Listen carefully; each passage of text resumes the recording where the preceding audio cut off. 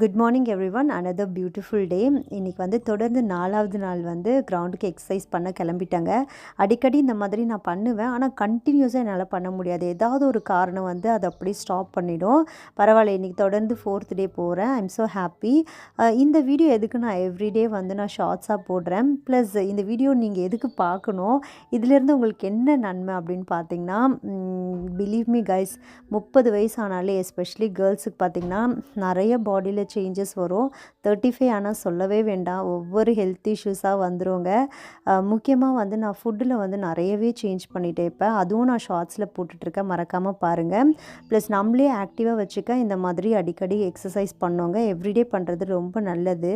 Next நிமிஷம் நமக்கு என்ன ஆகும்னு சொல்ல முடியாது, பட் இருக்கிற வரைக்கும் நம்ம நல்ல குவாலிட்டி லைஃப் வாழணும். எந்த நோய் நொடியும் இல்லாமல் நம்மளும் செல்ஃப் மோட்டிவேட் பண்ணி மற்றவங்களும் மோட்டிவேட் பண்ணணும் அப்படின்றது தாங்க என்னோட நோக்கம்.